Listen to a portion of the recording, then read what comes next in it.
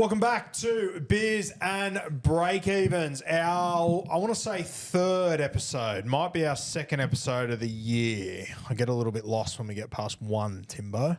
But I'm enjoying being back. We opened up with a Beers and Breakevens and Colquhoun and SC Playbook subscriber exclusive. Yep. And then we've done one since then. One since then, fullback, and now we're into hooker and front row forward today. We will have another exclusive episode coming to Crew members and SC Playbook subscribers. That'll actually already be out by the time you guys are listening to Beers and Breakevens here. So once again, if you are keen to join the Crew or become an SC Playbook subscriber, the links are down below in the description. Some fantastic things going on in both of those joints at the moment. You've just ventured into Discord. I don't know what Discord is, but I'm interested.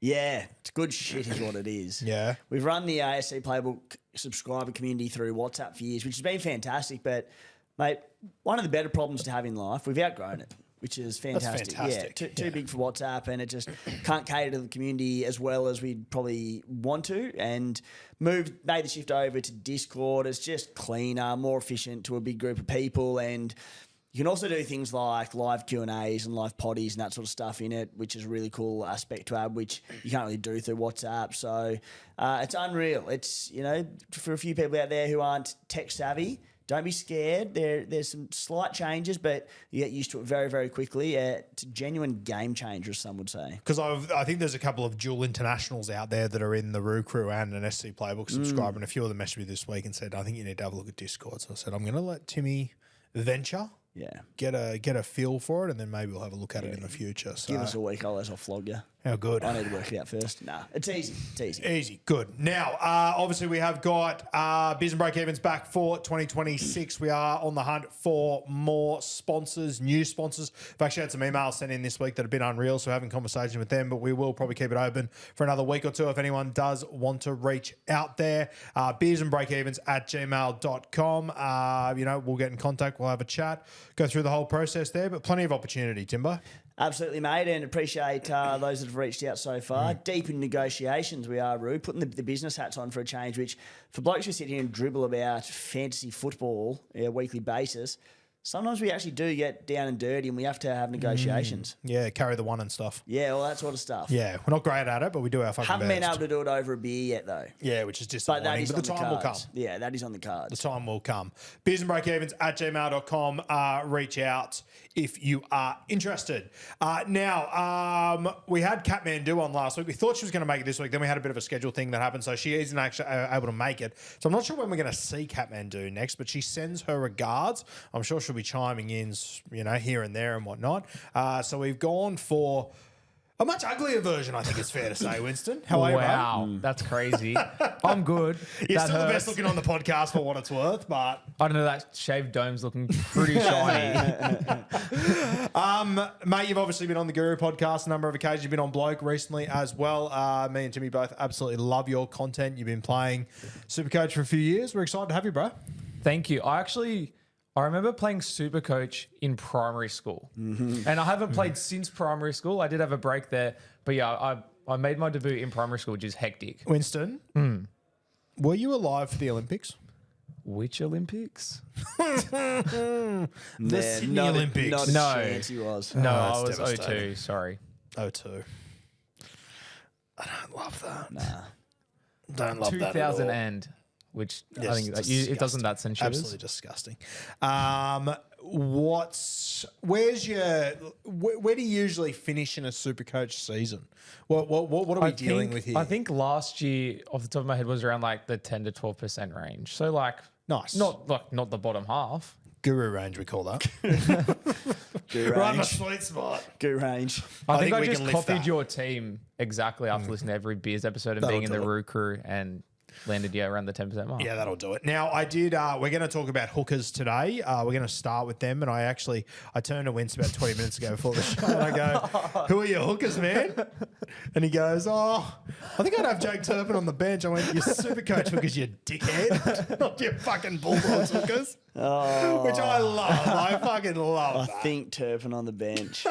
Just to clarify as well, I didn't say I'd pick Turpin on the bench. I said I think he will be on the bench, but we can just move past It's that. all fucking time. Funnily enough, a very relevant Supercoach talking point, which we'll get to. So. Yeah, bloody oath it is. That's what you get for activating an auto emergency on the podcast. Yeah, I love that. I thought it was fucking hilarious. It was unreal.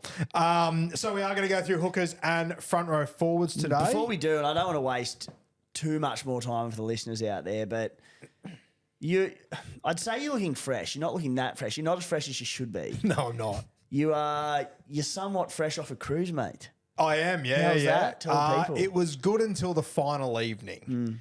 The seas were angry last night, my friends. Yeah, you got a little bit scared, didn't you? Yeah, I got a little bit scared.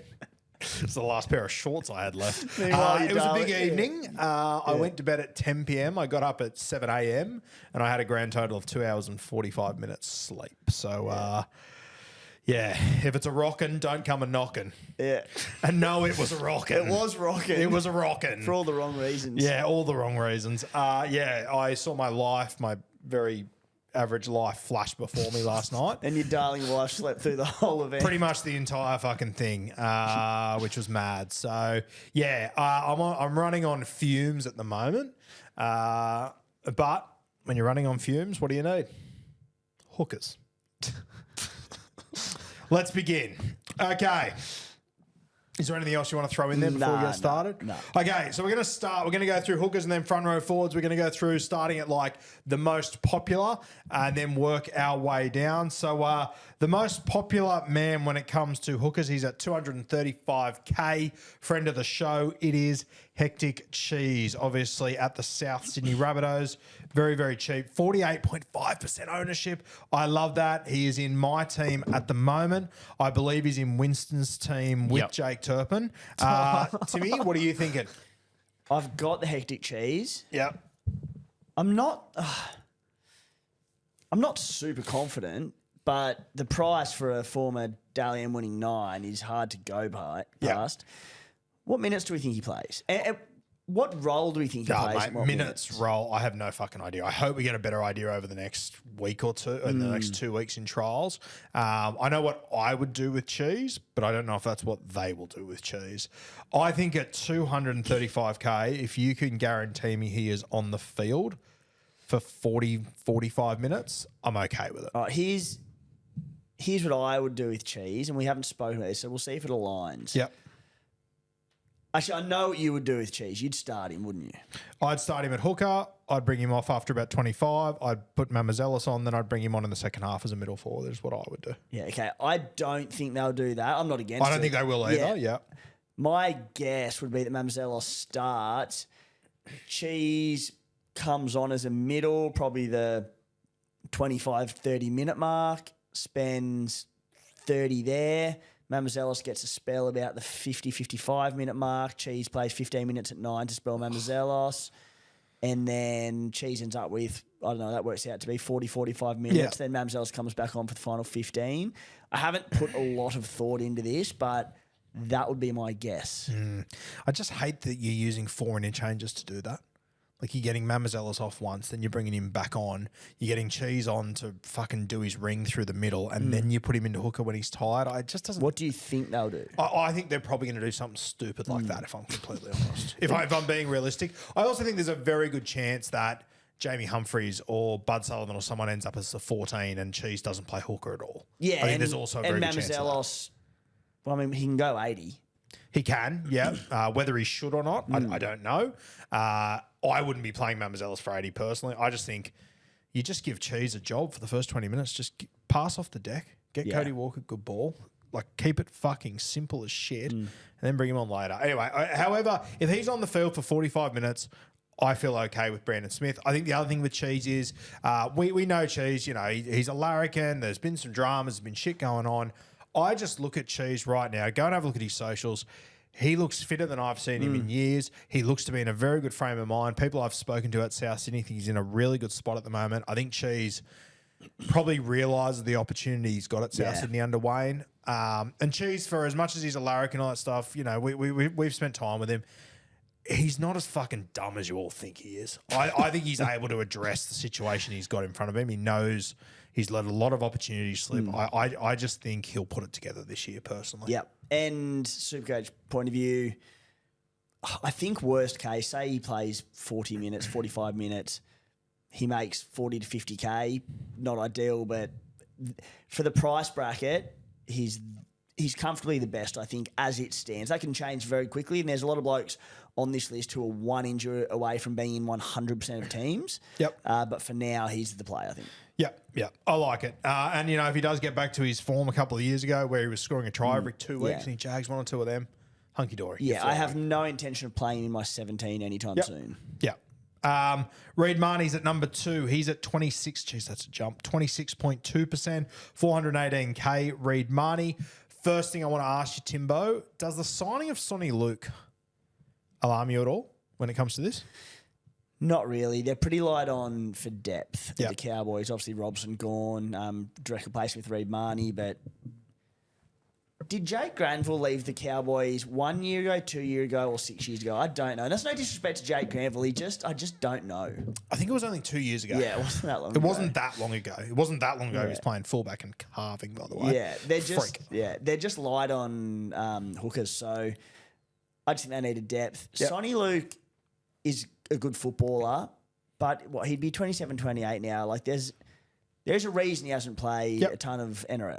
So Reid Mahoney is an 80-minute man. I think he wants to be an 80-minute man. So I think the role's fantastic. I think Sonny realistically is a guy, and it may, like for people that have watched him play cup, he absolutely carves it up because they build the whole team around him. Yeah. He's almost like a halfback playing fucking hooker. He needs to be in control of everything. It just doesn't seem to work in first grade. No. And I don't think it'll work with Tom Deard and Drinkwater. Purdue. I can't see it. Yeah. So, yeah, personally, I think it's a bit of a poor career decision by Sonny Luke, but maybe there wasn't much else out there. We'll see. Reid Mahoney, I agree with you. I think he'll be an 80-minute guy. I don't think there's any hookers up there that will contend with him. Mate, we can probably jump to you here, Wenst. I've just watched Reid Mahoney a lot over the years, and I watch him on the TV, and he's looking great, doing good things. And I get to the end of the SuperCoach, I get to the end of the game, and his SuperCoach score is like a 30-odd. And then I go, okay, well, he did miss 7 tackles because he's shooting out of the line, putting pressure on, all that sort of stuff. I just don't think he does himself too many favours from a Supercoach point of view. You got any thoughts?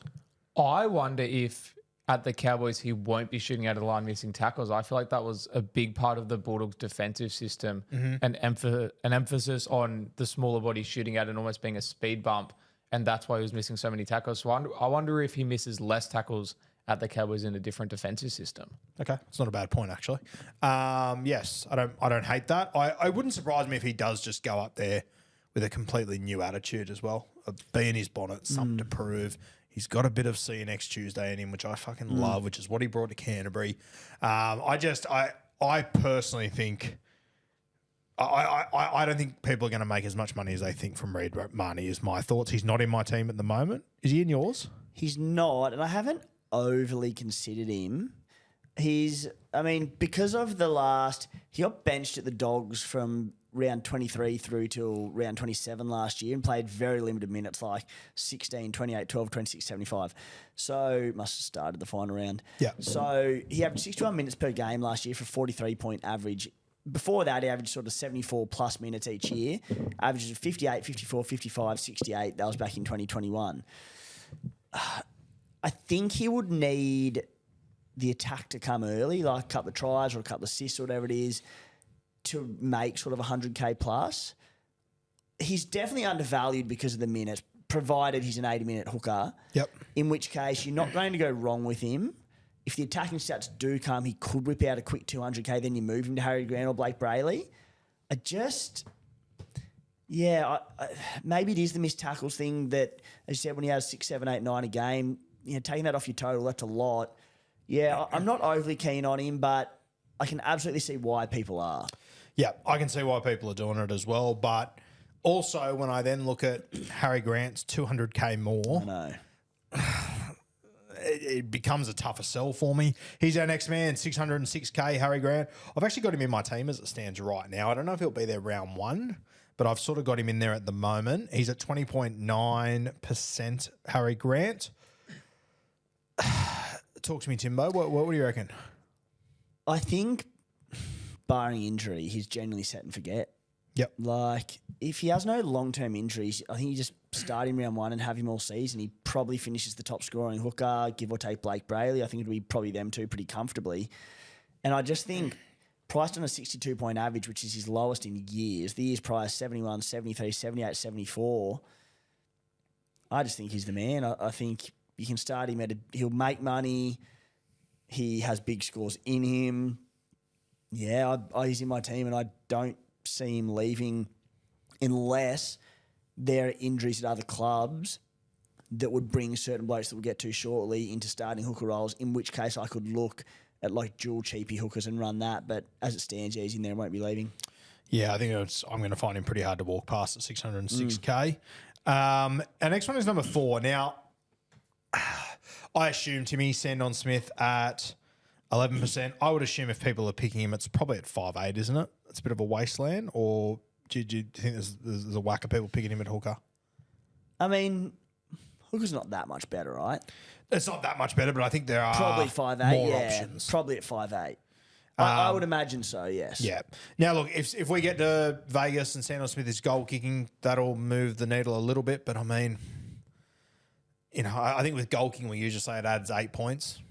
Does it in Newcastle? Realistically, like playing behind that pack in a new system, Sandon Smith, I don't know. We're both huge fans of him. I think he's the best choice there as far as halfback goes. But I just don't see if it's 406K, maybe. I think 500 is a little bit too much for Sandon Smith. Yeah, I owned him all last year, or near enough all last year, and he did wonders. Play him when he starts, and he often scored well. And when his minutes were limited or whatever it might be, or didn't have to play him, you bench him. And yeah, I think he's too expensive.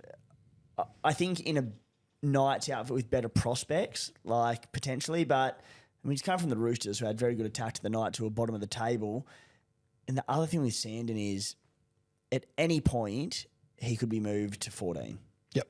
And then it's a forced trade. Like, he could start round 1 in Vegas and be 14 by round 2 when he gets back to Australia. Like, correct. Not saying he can't be a really good SuperCoach player this year, and not saying I won't own him at some point this year, but gee, there's a lot of red flags for round 1, so no. Yeah, very fair. Our next player on the list, Reece Robson, 497K. I think it's fair to say he's at a little bit of a discount here. But once again, Tim, if I'm going to pay 500K for a hooker, I think I pay 600K for Harry Grant. Yeah, I just think he's not going to let you down at that price, but he averaged 75 minutes last year. He's priced on a 51 average. The years prior to that, 78 minutes, 79 minutes per game, and he averaged 55, 64. He's not going to attack more at the Roosters than the Cowboys. Nope. At the Cowboys, I feel like he had a bit of a license to run it and do all sorts of things. I think at the Roosters, and we spoke about it, might have been 2 weeks ago on Bloke quite in depth, but with Sammy Walker there, Cherry Evans, James Tedesco, these superstar ball players, I think he can tackle his ass off and just dish. Yep, and it might be a case of he tackles his ass off so much that he plays 60 minutes. Yeah. And Connor Watson jumps in at 9. I think that's the other thing with your Reed Marnies of the world, your Reece Robsons, they're shiny, they're appealing. You might think you know what their role is. You don't know. Yeah. You don't know what it's going to look like. Harry Grant, you know what it's going to look like. Also, Reed Marnie going to Townsville. Hot tip, it's going to be hot. It's going to be hot as fuck up there. Correct. Okay, Reece Robson. Number 6 is Blake Brailey. I'm willing to have this conversation. 654K, very expensive, but my God, he was good last year. Just came back from a kangaroo tour. When you talk about, players, we don't know what their roles will be. We sure as shit know what his role will be, playing behind a good forward pack. I can see the appeal for Blake Brailey, but once again, I'm getting a bit boring here. If I can save 50K and get Harry Grant, the best hooker I've ever seen, not named Cameron Smith, I'm probably going to do that. Agreed. But I thought he'd be higher. Yes, very fair. Well, yeah. Off the back of last year where he just really got his run. When I say got his running game going, it looked to me and sounded like, I think there was an interview on the radio where he got a license to run. Yep. And took it with both hands. And again, I think of what he did last year, I think they'd be mad not to let him run again and encourage that because he was so effective and it took pressure off the halves. But what I will say is that there are going to be, and I've seen them already thrown about, numbers around what he averaged in the back end of the season, basically since he started to open up his running game and when the runs started to come. That was in the back end of the year when the Sharks, remember, we had a pretty soft draw. They were on a tear and they were blowing some teams away, and he was getting these line breaks and try assists and all that sort of stuff. I just don't think that's going to happen early on in the season. Yep. So I wouldn't look too much into those numbers in terms of expectation early on. I think this year that from what we saw last year, we could get to a point in the season where we run two-gun hookers in Blake Brailey and Harry Grant, which we haven't had in a few years. Yep. If Blake Brailey continues that running game, I know I'm going to want Harry Grant. So, yeah. Yep, very fair. Next man on our list, and if I'm going to downgrade Harry Grant to someone, if he lands in the perfect situation, this is one guy I'd actually be interested in, Timmy, Jake Simkin. If we know he's going to have an 80-minute role, which he did for the last few weeks of the season, I think for the last 5 weeks of last season, he played 80 minutes. He scored 64, 69, 52, 52, and a 73. He only scored one try in there and had 2 try assists in those few weeks. So he would have averaged 65 odd there during that period. I am interested in Jake Simkin if he is available there. I don't overly trust the role just because he hasn't really been an established 80-minute guy. But, I mean, Gordy Chan-Kum-Tong's at the Canterbury Bulldogs. There's Lachlan Croker's retired. Like, Joey Walsh eyeballing him to me doesn't look like a guy that's going to play hooker, I don't think. I think I'd rather him play reserve grade as a half. So I just, unless I'm missing someone at Manly, I'm just not sure who's going to steal enormous minutes off him. I think it would be a case of, and I also think Jake Simkin can play. I've always liked him. I just think he's had limited opportunities on a number of occasions and at different clubs. So he's one I'm interested in, but I do once again come back to my role. My saying, I like Jake Simkin, but if I can spend $200K more and have Harry Grant, I'm probably going to do that. Yeah, so priced on a 43-point average from 56 minutes per game last season. In those 5 games of 80 minutes at the end of the year, he averaged 62. Yep. With a base of 48.8, which is really good. Yep. There are lots of red flags at an awkward price, like job security. When I say job security, I mean 80-minute security. Because anything less than 80 minutes, you're getting nothing. Yep, 100%. He doesn't make money. He needs to play 80. If there was a guarantee, which we're not going to get, of him playing 80 minutes for the first 6-7 weeks, I'd probably start him. Yeah. But I just think there's a few red flags around that. I mean, thinking sort of glass half full, I mean, positive towards it. With that base there, look at DCE gone. You look at a halves pairing of Jamal Fogarty and Luke Brooks, who, you know, they're far better playmakers in the halves in the game. Like, great footballers in their own right, but for different reasons to like a Sam Walker, for example, or a, you know, Jackson Purdue in the halves. Like, does he get involved with a bit of playmaking around the ruck, take a bit of pressure off them and jag some attack? Maybe, maybe not. Look, I'll have a good look at him in the preseason, but I just think there's better options. I think I would probably go Reid Mahoney ahead of him at a similar price bracket just because I'd be confident he plays 80 and keeps the spot. Yeah. I think glass half full once again, like they did let go of Justavunga. He's gone. Obviously, Croker retired. Gordy's gone. They have got, I think Zach Docker Clay's there as well. I know he's been training there. Docker Clay's there. Zadis, who they seem to like. But I'm also... do you know any Zadis chat? I haven't seen him play personally, but I've heard good things. But for who they've let... Granted, the Lockie Croak thing was a forced injury retirement, but for who they've let go, they must have faith in... They have to have faith in Zadis because, like, geez, they left themselves light. Yeah. I'll tell you the other thing that's going to be really difficult, and we might, by the time you guys are listening to this, the needle might have moved completely on this, but if this 6-man bench thing comes in, that could also change the dynamic on these guys where I straight away just go, okay, if there's a hooker picked on that bench, are they going to play? Are they not? I don't fucking know. I know Harry Grant's going to play 80 minutes. And there'll probably always nearly be a hooker on those benches, right? I think there has to be. Who else? And that's the thing. Like, again, I'm very much thinking on the spot, and it sounds like the 6-man bench probably does come in some way, shape, or form. And like, you know, ideally you want a hooker play 60, 65, and then you can give them a spell. But if they can get through 80, and there's other injuries, like we're covered. But I think. Say there aren't injuries in the game and the bench rotations are all fine, all that sort of stuff, and you know maybe they just get to the 60, 65 minute mark and they use the hooker off the bench because the number 9's gassed and they haven't had other problems to worry about. Yeah, I don't like it. I think the other advantage about Jake Simkin for us, buying round 3. So we do get a look. You don't have to start with him. You can wait until round 4. You'll know exactly where he's at, how much money he's going to make, et cetera, et cetera. You'll probably have a good idea of what his role is.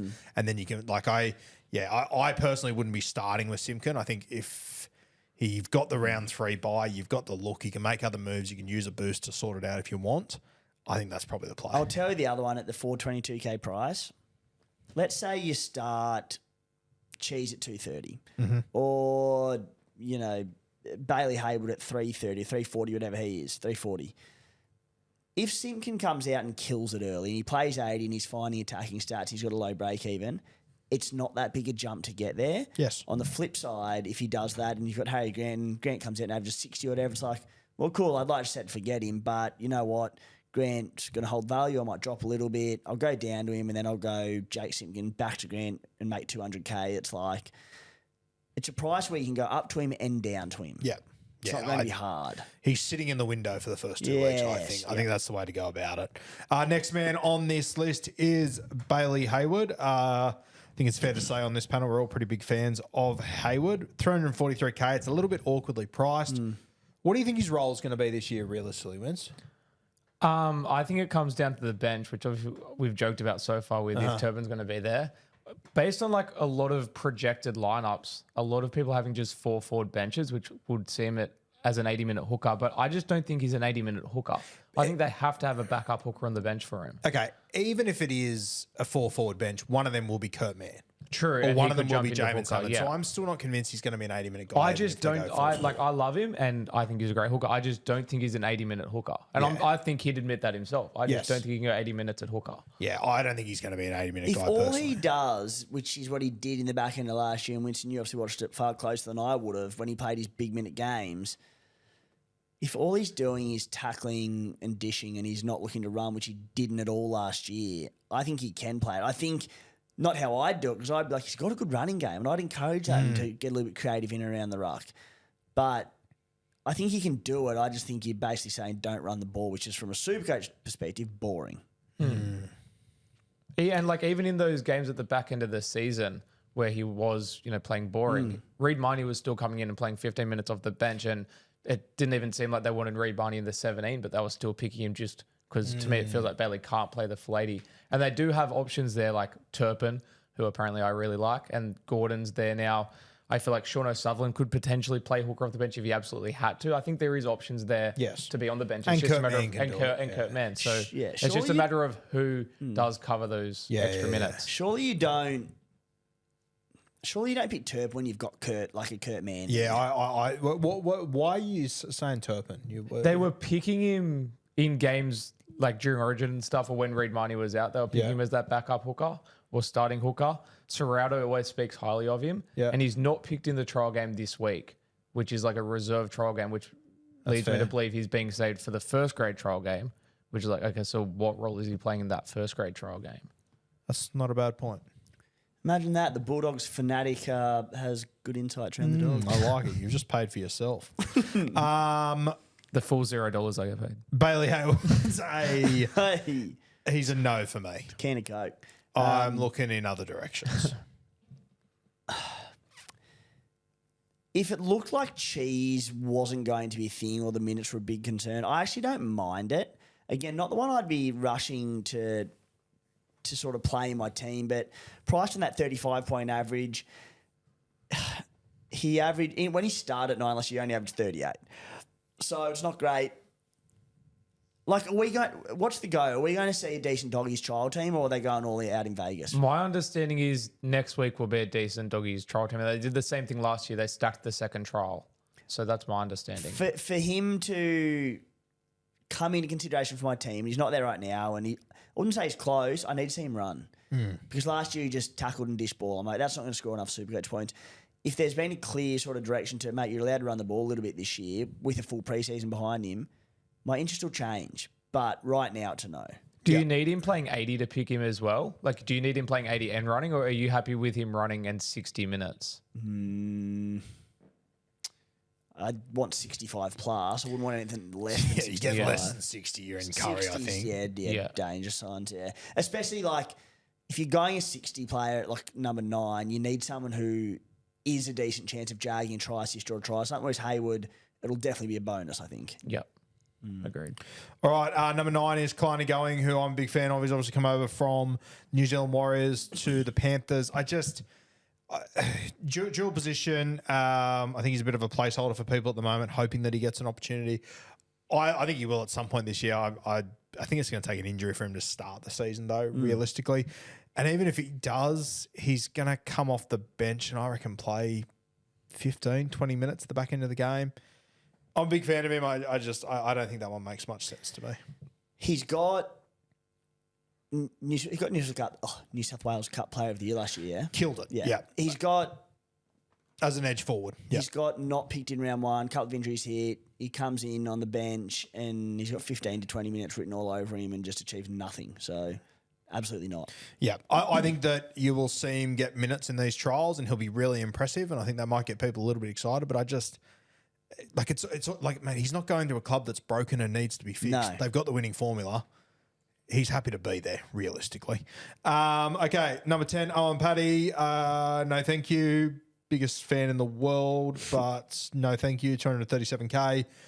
I don't see his role changing that much. In fact, I mean, I doubt it, but I mean, there's a world where he just might not be in the side if they go for Jaden Brailey and Tom Sine. I don't think they will, but regardless, I can't see his role improving enough to warrant picking him. We can tick off a few people in one hit here, including Owen Paddy, Talon De Silva, Riley Smith, pardon me, Blake Moser to a lesser degree, that are one injury away from starting number 9 from being in every team in SuperCoach. Yeah. But until that happens, they're playing off the bench or shared roles or limited roles, and you just can't really do it.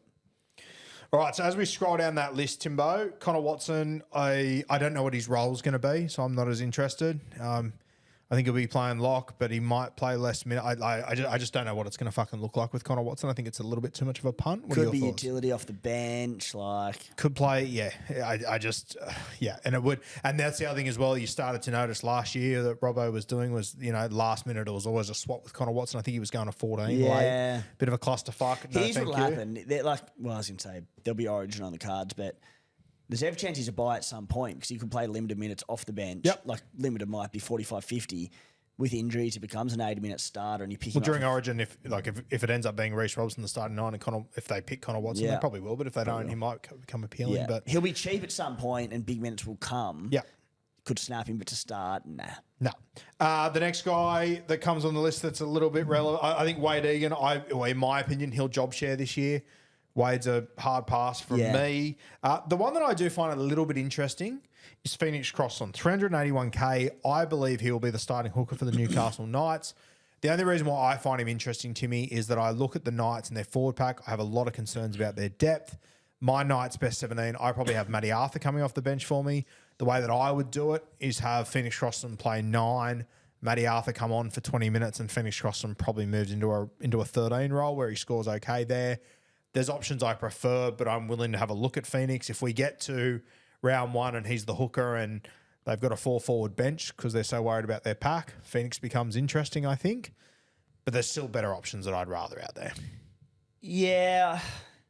Would you say 380K? Like, he didn't score well in big minute games at 9 last year. I haven't crunched the numbers as such just yet, but even back end of last year, he had games of 80 minutes, 68, 64, and he went 31, 33, 46. Like, I'll go through his 80-minute games here, 59, 50, 58. Like, that's fine if you can jade them. One of those had a try assist. He had an 80-minute game for 9 points in round 4 against the Tigers. That was at halfback, apologies. But, yeah, Still impressive. It is impressive. Yeah, I don't know. Like, again, if you get him, you'd need some attack to come. And whilst it's a completely new look spine and God knows what it's going to look like, they're between Fletcher Sharp, Sandon Smith, Kalen Ponga, they're great attackers in this. How much does he do? I think he's a standing sort of dish, isn't he? Sort of nine. I think at the moment I've got 2 Knights in my side and it kind of feels like too many. Yeah. Realistically. I was I want to say very keen. I had Ponga in my early team and he's sitting there. I'm just like, I'm just so cold on the Knights for what they're dishing out. I'm like, what platforms are you going to have to play off? So I don't really like any Knights, give or take maybe a few forwards who we'll get to very, very We'll get shortly. to them soon. Tom Starling, I don't think it can get any better than what it did last year, realistically. JMK is going to be injured for the start of the season.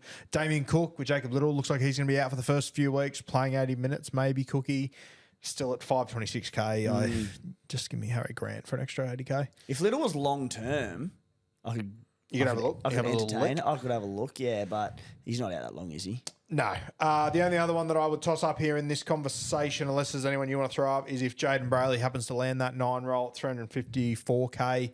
But I think Tom Starling played too fucking well last year not to be in that Raiders side, realistically. He'll be going nowhere. Appy Coruscant, 541 at the Tigs, round 1 bye, starting 9. What do his minutes look like? I'd imagine they'd be pretty good, wouldn't they? 0.8% is ludicrous. He's Yeah, less that's than very 1% fair. owned. That's not a bad shout. Yeah, that's interesting. Like, Do you reckon that's just everyone being scared of the buy? definitely. Oh, the buy, of course. Yeah. But that's Probably. fine. Like, you caught 1 week of cheese, not the end of the world. Yeah, not the end of the world. Yeah. Don't hate it.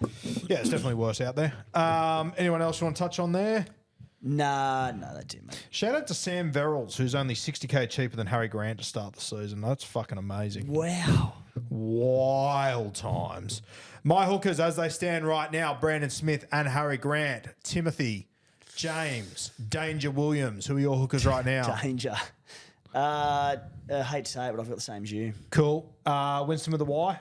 I have Jake Turpin. No, I've read Mahoney and Brendan Smith, but after all that chat, I think Harry Grant will find his way into my team. So you got Cheese and Harry Grant as well? I'll end up with that. At the moment, I'd read in there, but I think I'll move to Harry Grant. Yeah, I think the Reed stocks will drop the closer we get, personally. Okay. Now, Timothy, front row forwards, what are we doing with Jules here? We just touch on them the same, or? Yeah, I think count him in front row because I think, like, you can get a big minute edge back row in the front row forward. I think that's where they're more relevant. There's also a lot of good like mid-range 2RFs. So Cool. I think, yeah, add them in here. All right, number one at 56.6%, Payne Haas, 852K. It's a lot of Bicky to pay. You get a lot of points for your Bicky. Look, I don't know how much we need to talk about Payne Haas. We've spoken about him in the last 2 episodes, I think. I think we spoke him on both, didn't we? Yeah, he's a great captain option for the first few weeks. Maybe when Origin comes around, you might look to move him on potentially, but unless we get some indication that his role's going to change or he's not allowed to offload or anything like that, until then, I don't see why you wouldn't go Payne Haas. Honestly, mate, even if minutes did drop, I don't think it matters. He just goes harder. Yeah. As long as he's offloading like it was last year, that's all I really care about. Yeah, and we sort of touched on it. Might have been in that first subscriber podcast, but I don't want to be relying on whether it's Nico Hines or a Nathan Cleary or a Kalen Ponga or a Reece Walsh or any of these blokes captains early on. Yep. They could have 40s and 50s in them. I just think Payne Haas averages 75 plus with his eyes closed. And as he showed last year, he's starting to, because of the absurd base and power he's knocking out, he had to try or an assist, and it's like 110, 120, 130. So I just want him, and I find it very hard to see myself not captaining him for the first 5-6 rounds. Yeah, and I think, as Timmy alluded to there, your Nathan Cleary's, these superstars, spine positions, if they score a try, they'll probably score the same as Payne Haas in the first few weeks. Yeah. That's the reality of it. Who in his runs and tackles. Yeah. I think he's an absolute must. I think if you don't have him, you should put him in. I think if you're trying to outthink the room with Terrell May, we'll get to him soon. I think just spend the extra 50K. But we'll get to that soon. Number 2 on the list surprises me a little bit. I understand it. He's not in my team as it stands right now. Maybe I'm missing something that's incredibly obvious, which I tend to do. But Jesse Colquhoun, he's just re-signed at the Sharkies. Cam McInnes still injured. Obviously brained it in the finals last year for the Sharkies. Colquhoun, he was fantastic. 332K. I understand it. I'm a bit surprised he's the second highest owned front row forward, though, if I'm honest. What are your thoughts? I'm surprised he's second, but I like him. I get it. Yeah. Priced on a 34-point average from 31 minutes per game. In his games over 35 minutes last year, he averaged 46.2. In that, though, 42.8 in base, which is outstanding. If you can get that uptick in minutes, your 45 plus, even 50, I think there's good cash incoming. He becomes a pretty reliable play. McInnes sounds like he'll miss the start of the season. even when he does return, it'll be in limited minutes, you'd imagine. So I'd love to see a utility named on the bench that was Daniel Atkinson a lot last year rather than a 4-forward bench. But, yeah, Well, they probably go back to Talakai being that guy, don't they? Yeah, which allows them to carry the 4-forward bench, probably. And I will just say this. I think that I love what Colquhoun did last year. I thought he was incredible. But I think the other thing that probably helped him minutes-wise was that we had that weird Britt Nikora, Billy Burns thing going on. I don't think that'll be the case. I think Nikora will have that edge. He'll be locked in there. So that is another forward that's added to that rotation that it might not have any impact, but as you said, priced it at, a 33 average or something like that? Like, he is pretty fucking dirt cheap. I can get around it. I think it's not a safe, like, he's not going to be any worse than that, I don't think. I think, like, worst case, he just holds value, and the probably concern would be that he doesn't become an overly reliable starter. But at 330K, the dual to our front row forward as well, that's awesome. Yep, 100%. I like him, and there'd also be a big watch on the return date of Cameron McInnes. Yep, 100%. Number 3, Tanela Paseka, the big fella, returning for the Manly Seagulls. 328K, that value is just fucking unreal. He is way too important. He's so much more important to this Manly Seagulls side than he should be. He's one of my first players picked this year, Paseka. Yes, here's my tip with what'll happen with Paseka. I think he's going to be a very frustrating slow burn because he's a big boy coming back from an ACL injury. That's fair. I think he's going to be a real slow burn cow. I would be very wary of having him as my second starting front row and having to play him each week. Yep. I think by round sort of 4-5, he'll, with a few Ks under his belt, he'll become a reliable second front row scorer if that's the way you're looking.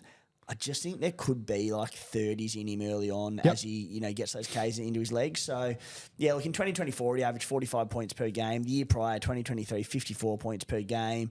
He's at 328K. I just don't think you go too far wrong. The other big advantage with Paseka, if you do want to look elsewhere, you can downgrade him round 4 because he's got the buy in round 3. Tell you another little one you can do for those that have like Paseka and Colquhoun. Colquhoun's minutes, we'd imagine probably drop off a bit when Cam McInnes returns. Sounds like that might be like around 3-4 or something about that. If Colquhoun is getting sort of decent minutes and output those first 3 rounds, you start him. Paseka gets some minutes building in as he comes back by round sort of 4-5. Maybe he can be your second front row forward if that's the way you're playing it. So just an option there. But, yeah, I don't think you go too far wrong. Trey Mooney at number 4. He is dual position, 442K. Obviously been down to the green machine for a couple of years. Hasn't quite got the opportunity down there. Moves to Newcastle. I think he's going to go from the main guy in the Raiders reserve grade pack to the main guy in the Newcastle Knights pack. Saifidi returning from injury this weekend. The depth of the Newcastle Knights pack is so fucking alarming. I think the one thing that if you don't watch reserve grade football, you probably don't realise, like Trey Mooney can knock out 80 minutes. He plays enormous minutes. He can have huge impact. He's just been at a club that I think's got the best forward pack in the competition. I think he goes up there. I think he makes a big jump. I wish he was a little bit cheaper, but 442K, he's one I'll be starting with, Timbo. Yeah, look, he could be the captain coach at the Knights next year. Yes, he could be. 1.47 ppm, points per minute last year. Fuck. That was in 39 minutes per game. He averaged... What? No, the guy's a gun. He always has been. He just hasn't got the opportunity. He only played 4 games last year, but he averaged 57 in 39 minutes, 1.47. So obviously a very small sample size with the 4 games, but 78 points in 55 minutes. That was in round 27. That was for the Baby Raiders. Yep. That was for the Baby Raiders against the Dolphins, who were at, not full strength because of injuries, but, they named their good side and they pounded them. 44 in base that game. In his first game of the year last year, he scored 89 in 43 minutes with 48 in base. So, yeah, with his role at the Knights, get him. Yeah, I just don't really see the downside with him. There's just so much fucking opportunity Dual there. position as well. It's insane. Yeah. 17 games last year of New South Wales Cup. He had 65 tackle breaks. We know that is fantastic when it comes to SuperCoach. Right up there as far as the forwards in that competition. He's got an offload. He just ticks all the boxes you want as far as I'm concerned. He averaged 2.1 offloads last year in New South Wales Cup. That was the 6th most on average of the competition. I don't see the downside to him. Yeah. Yep. Wins those 4 guys have gone through so far. Haas, Colquhoun, Paseka, Trey Mooney. Any of those boys on your side? I have 3 of the 4. I've got Haas, Paseka, and Mooney. Yeah, nice. Lovely. Tommy Flegler, number 5, returning from injury, 346K. I believe we'll see him next weekend. I do have a concern about him coming off the bench early, playing limited minutes. I think the other thing that we need to take into consideration, and there's a little rumour floating around that Maxi Plath could actually be there round 1. He wasn't expected to be there. That's so on brand for Max Plath, isn't it? Tell me about it. Yeah. Morgan Knowles is really impressed up there, so much so to the point they were happy to play him at lock for the first few weeks if Plath wasn't there. I just worry that the first few weeks with Flegler, you'll get 20 to 25 Supercoach points, which I think it makes sense from, a Tom Flegler point of view, bringing him back. Yeah, I wouldn't be surprised if there are options that I prefer by the time we come to round 1 with Flegler. What are your thoughts? The dude hasn't played footy in like 2 years. Correct. Coming into a squad that is stacked with forwards. Yep, and is going to get more stacked the more time goes on. Yep. I just think he'll be eased back big time, and I think I'll probably buy him. Here's what'll happen.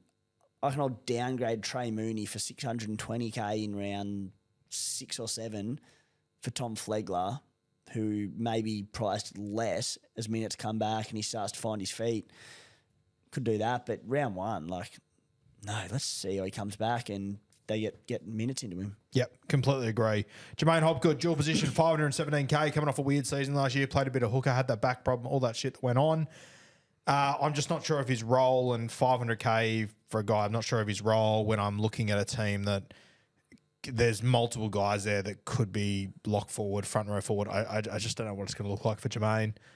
I love him, but I don't think I can do it there. I think his ownership's a little bit too high, in my opinion. Yeah, I've been a lot of hype around him. I don't get it. Me either. No one's hyped him up more, but fuck me. What? I started with him last year. Yeah, dual position, I get it, but you just don't know what his role's going to be at all. Yeah, I started with him last year and he came out solid, 58, 43, 67, 52, 48. But then the minutes got less and less gradually, and it was just, as I said, a weird year. But he'd clearly, to some degree, fallen out of favour, at least in terms of a big minute starter that we came to know and love in Supercoach. And I said there's a fair bit of depth at the Eels. I don't know what they're going to do with Jack Williams, whether he plays exclusively middle or edge or that hybrid role again. But they've got Kautonga, they've got Kelma, who both got good time last year. I think it'll be those two on an edge. You got you don't sign Jack DeBellin's not playing for big minutes in my opinion. Junior plays decent minutes. I don't see the Tuavatis of the world, like the Luca Moretti, who are doing great things. This junior ball fella as well, who plays in the middle. I don't see where Jermaine grabs all these minutes. Average 15 minutes last year. He'd have to, go up to 65 per game to really make you want to buy him, and I just don't think he's going to go up that much. Yeah, and I Jack DeBellin, Jack Williams, all these guys play big minutes and have a big motor. I can't see a world where if Jack Williams is playing less than 60 minutes, I think that's insane. Wherever he's playing. So I don't know where the role is for Jermaine. Miles Martin, 201K, dual position. I don't see him playing first grade this year. Toby Couchman, 588K, dual position. I love Couchman, but it's a lot of fucking money to pay. 600K. I've got him at the moment. No, you don't. Yeah, I do. Do you really? Yeah. Jesus. Okay. He averaged... Talk to me into it. He's just a beast. He's a beast, yeah. He averaged 60 points in 60 minutes per game last year with 53 in base. I know he's a middle forward, so I'm not banking on him to get attack, but there was hardly an ounce of attack in there. He had... In his 13 games, he had a line break assist. Again, not banking on it, but he's pretty nimble, good moving forward. Yeah. He's going to get something at some point.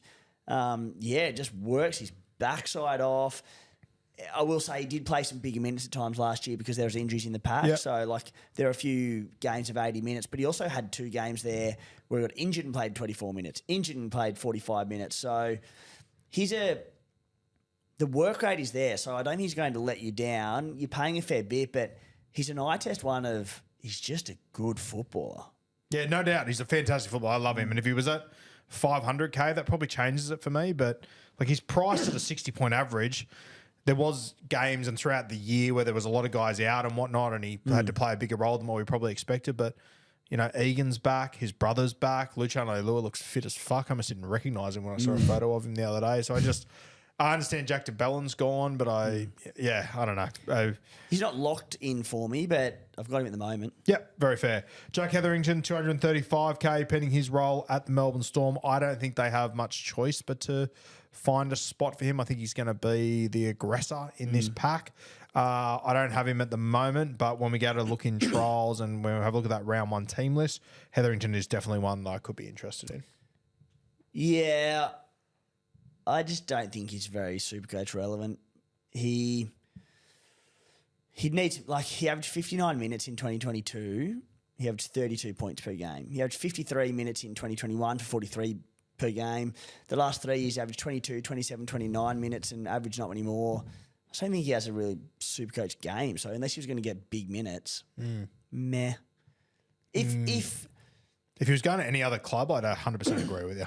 That's the only thing that by all reports, he's going well down there. So, like, you know, with Loiero out the first 2 rounds and obviously Ellie Katoa's not there, if you land in the starting team, which I don't think he will, I'll consider him. But off the bench, I just don't think the minutes are there. Do you have him? No, I don't at the moment because there are some other very good options that I think will be better than him. But I wouldn't be surprised if we flip like a fish because of trials if he goes well there. I can see it. Keon, 666K.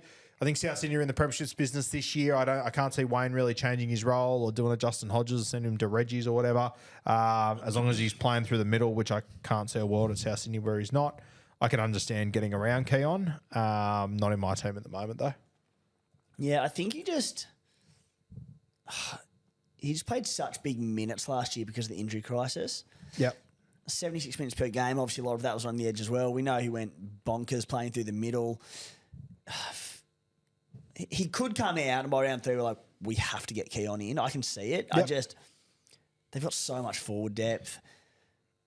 Like, what are we thinking? He'll play through the middle. He'll average minutes-wise 60, 65. Yep. It's probably enough. He's one that I want to get in very quickly, but I'm happy to wait. Yeah, I'm happy to just wait and see with him. Naf White, 584K. My only question with White is with Connor Watson maybe floating around and playing a 13 role, I thought White was absolutely out of this fucking world last year. Can it get better for White, realistically, is my question. Was he 60 points in 55 minutes? I don't think minutes will get that many more. Again, the Roosters had injuries last year. He played some bigger minutes at times. Like, I'm not starting him, but 50 in base last year, bust tackles, he's got an offload on him.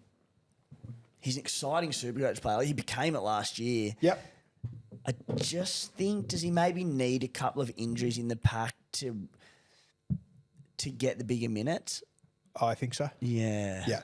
I mean, you got to remember last year, like he was incredible. Don't get me wrong, but like Terrell May left, Rhea Hargraves left. Yeah. Like, there was a lot of opportunity waiting there to be grabbed. You've now got the Ficchettis of the world, the Blake Steeps of the world, who they're not on top of him, but they're all first graders now. Yeah. I think he set such a high bar for himself and he's priced accordingly that I'm just not sure how much more room there is for him to go, realistically. Yeah. And I think the Connor Watson lock thing could kind of fuck him a little bit too. Yeah, Radley to come back in. Yeah, Rads, yeah. Pat Carrigan, 636K. I don't really see any change to Pat Carrigan's role or anything that screams to me I need him. Is there anything for you there? No, I'm just getting up his average, but I assume there it's like the exact same number the last 5 years. Yep.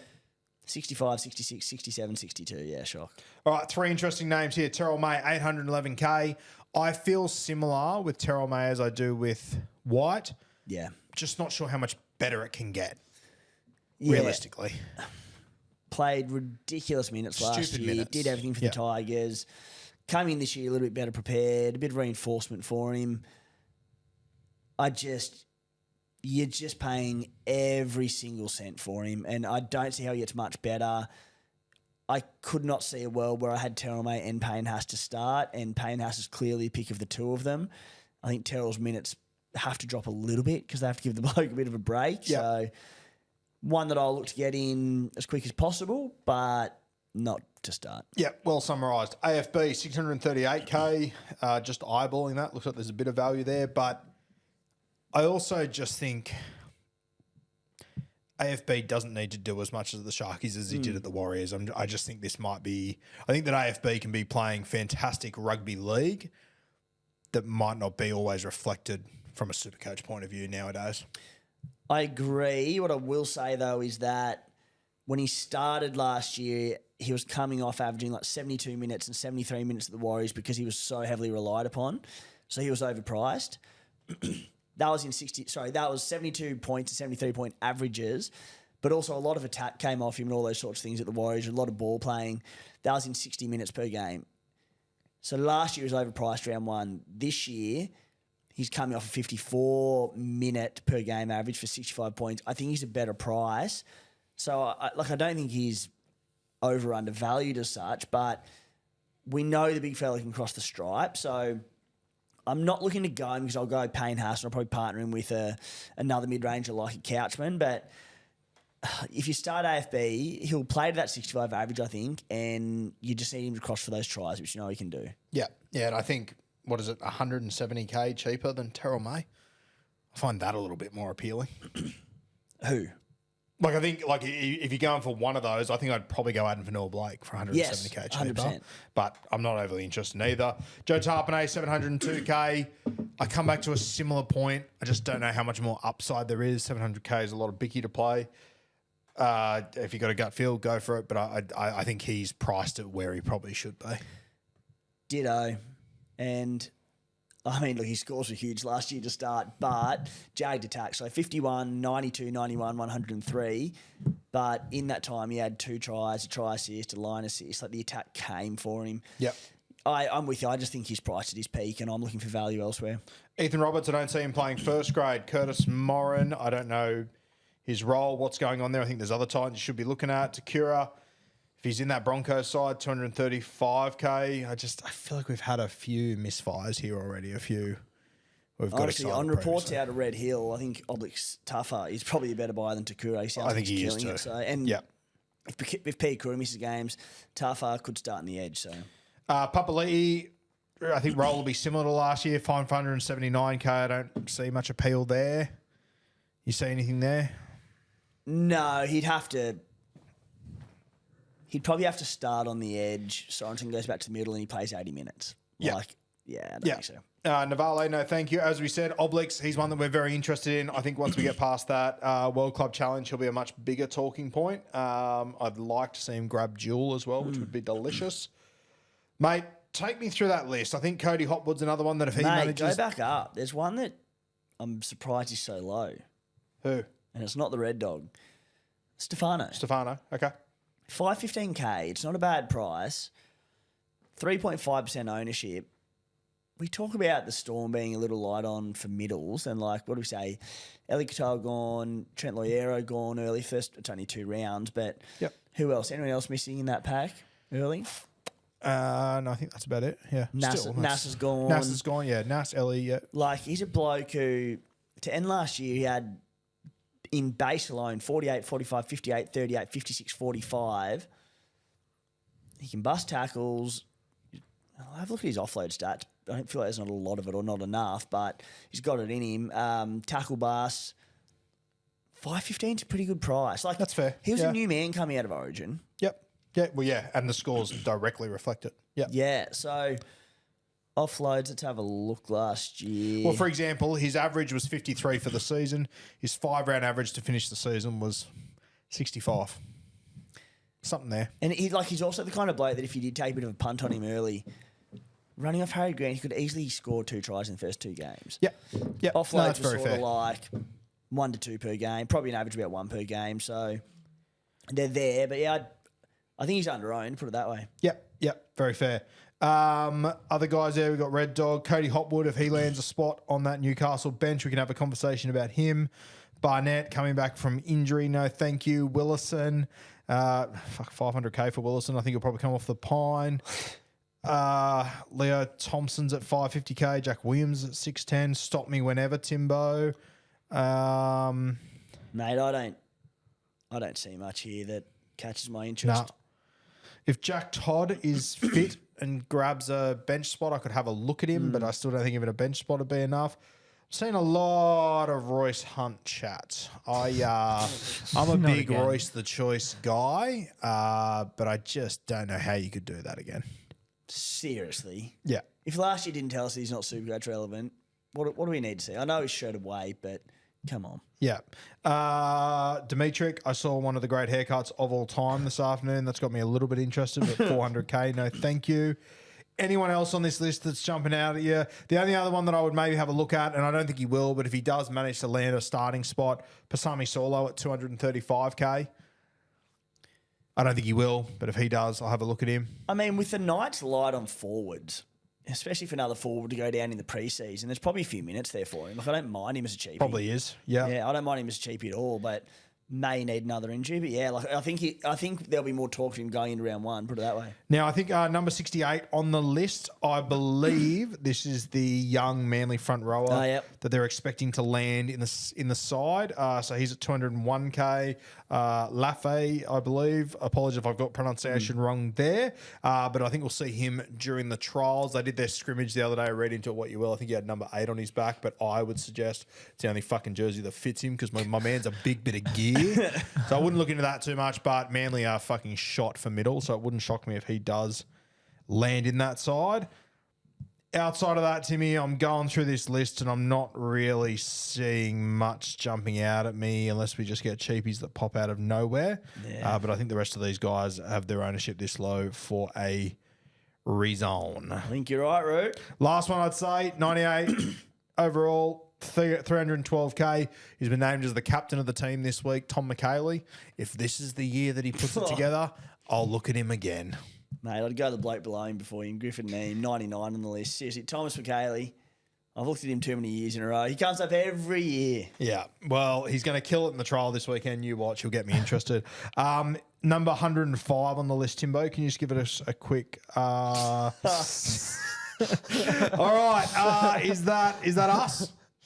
No, that's absolutely us. What are you thinking next week? What position? I think halves. Halfback and 5'8". Yeah. Little combo. Definitely. Beautiful. Unreal. Wins, it's been a pleasure, as always. Looking forward to having you on for the year. And yeah, if you want to reach out for sponsorships, beersandbreakevens@gmail.com. We will have an episode that's already come out this morning for subscribers and Roo Crew members. So if you're not getting enough of our melons, you can come find us there.